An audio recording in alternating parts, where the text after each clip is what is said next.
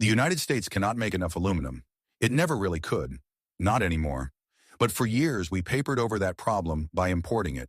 Cheap, abundant, globally sourced aluminum kept factories running, cars rolling off assembly lines, and beer cans cheap. That paper is now on fire. This piece is called Tariff-Strained U.S. Aluminum Supplies. Now the Iran war is making it worse. It's by Bob Tita, writing for the Wall Street Journal. And if you care about industrial policy, supply chain resilience, or just the price of everything you buy, you need to understand what he's reporting right now. Tita opens with a real person, Bud Reitnauer. 43 years building flatbed truck trailers entirely from aluminum. Each trailer uses roughly 4,500 pounds of the metal. Aluminum is not a side material for his business, it is the business. And what Reitnauer and manufacturers like him are experiencing right now is a slow-motion squeeze with no obvious relief valve. Here's where the trouble starts. The United States only produced around 660,000 tons of primary aluminum in 2025. That sounds like a lot until you realize the country imported 3.4 million tons that same year. We are running a 60% net reliance on foreign aluminum. That figure comes straight from the U.S. Geological Survey. We are not self-sufficient. We have not been self-sufficient for decades.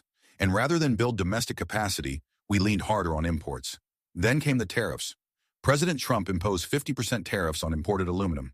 That decision already had manufacturers paying more before a single missile was fired. The Midwest Premium, the price markup that U.S. buyers pay on top of the London Metal Exchange price, was already climbing. Industry groups were projecting steeper price increases in 2026 than anything seen the year prior. Then on February 28th, the conflict with Iran began. What happened next collapsed two separate pressure points into one. The first was the Strait of Hormuz. Iran effectively closed it.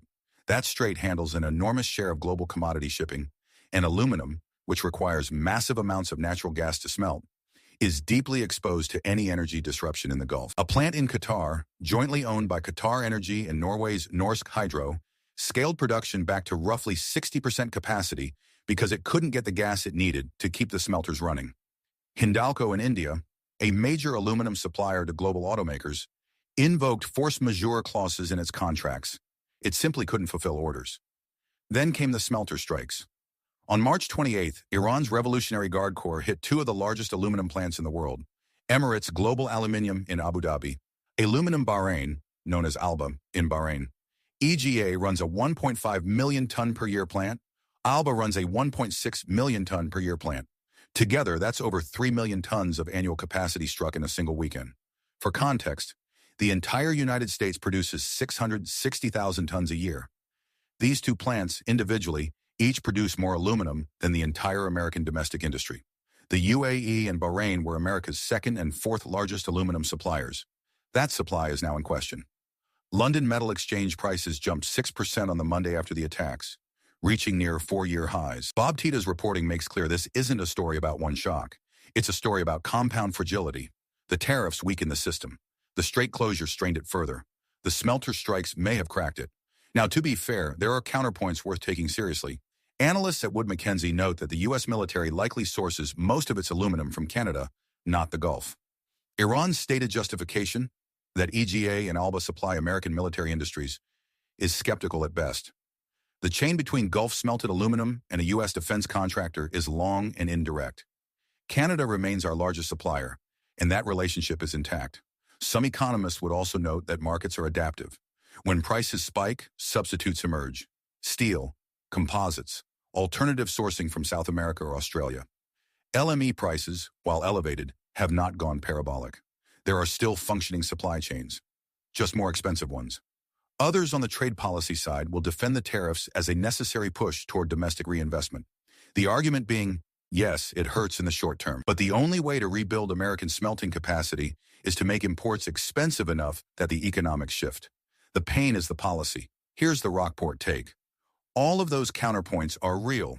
None of them change the core problem Tita is surfacing. America chose import dependency for decades because it was economically rational in a stable world. That world is over. We are in a period where multiple shocks can arrive simultaneously.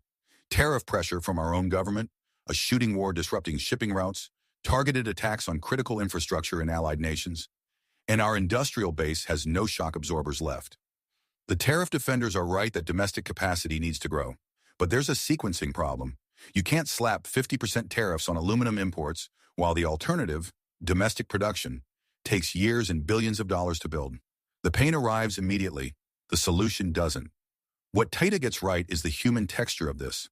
Bud Reitnauer doesn't care about LME prices in the abstract. He cares about whether he can source 4,500 pounds of aluminum at a price that keeps his trailers competitive. That's the real economy.